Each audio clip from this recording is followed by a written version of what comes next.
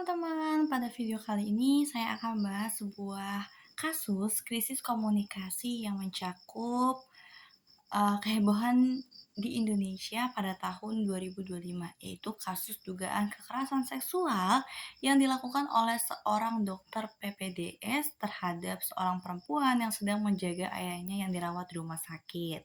Kasus ini menjadi perhatian publik karena terjadi di lingkungan rumah sakit, tempat yang seharusnya memberikan rasa aman pasien dan juga keluarganya. Selain itu, kasus ini juga berdampak besar pada citra rumah sakit dan juga institusi pendidikan yang terkait. Dalam kasus ini melibatkan seorang dokter peserta program pendidikan dokter spesialis atau PPDS sebagai terduga pelaku. Lalu sebagai korban yaitu seorang perempuan. Terus untuk rumah sakit tempat kejadian, institusi pendidikan dokter, pihak polisian, media massa, dan tentunya masyarakat. Nah, berdasarkan informasi yang beredar di berbagai media, korban saat itu sedang menjaga ayahnya yang menjalani perawatan di rumah sakit.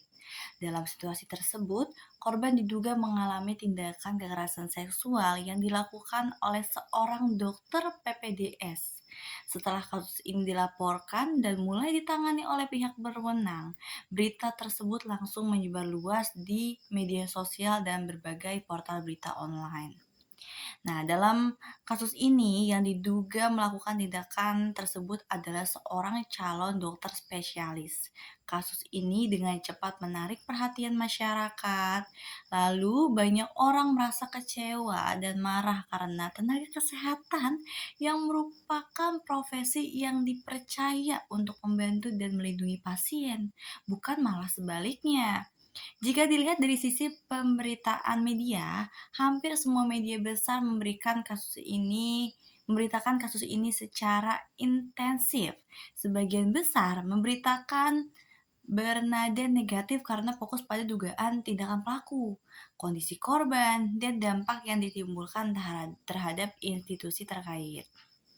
Nah, media juga banyak menyoroti bagaimana seorang perempuan yang sedang menemani ayahnya berobat justru diduga menjadi korban di lingkungan rumah sakit.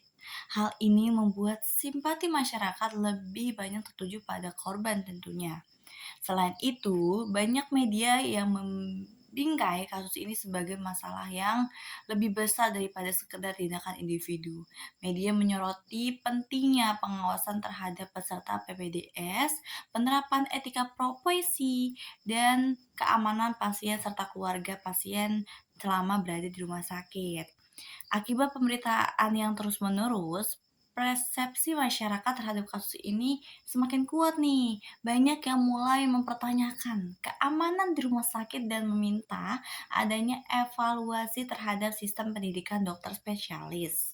Nah, dari sisi dampaknya, kasus ini memberikan pengaruh yang cukup besar. Yang pertama adalah menurunnya kepercayaan masyarakat terhadap institusi terkait dengan kasus tersebut.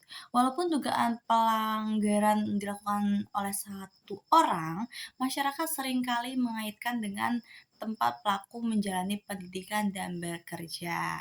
Dampak keduanya itu adalah reputasi rumah sakit menjadi sorotan publik tentunya ya. Nama rumah sakit yang sebelumnya dikenal karena pelayanan kesehatannya ini nah, kini ikut dikaitkan dengan kasus tersebut tentunya. Dampak ketiganya adalah program pendidikan dokter spesialis juga terkena imbas. Banyak masyarakat yang mempertanyakan bagaimana sistem pengawasan dan pembinaan terhadap peserta PPDS dijalankan. Nah, untuk menangani krisis ini, pihak rumah sakit dan institusi terkait memberikan penyampaian resmi kepada publik.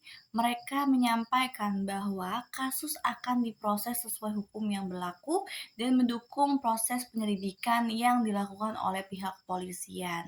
Selain itu, dilakukan juga evaluasi internal untuk memastikan kejadian serupa tidak terulang kembali. Langkah ini penting karena dalam situasi krisis, masyarakat membutuhkan informasi yang jelas, cepat, dan juga transparan. Dari kasus ini kita dapat belajar bahwa sebuah tindakan yang dilakukan oleh individu dapat berdampak besar terhadap reputasi sebuah institusi. Kita juga bisa melihat bahwa media memiliki peran penting dalam membentuk opini publik terhadap suatu peristiwa. Karena itu, setiap organisasi perlu memiliki strategi komunikasi krisis yang baik, yaitu bersikap terbuka, bertanggung jawab, dan memberikan informasi yang jelas kepada masyarakat. Nah, teman-teman, sekian pembahasan yang saya sampaikan mengenai kasus dugaan kekerasan seksual oleh dokter PPDS terhadap keluarga pasien. Terima kasih atas perhatiannya. Semoga bermanfaat dan sampai jumpa pada pembahasan berikutnya. Bye bye.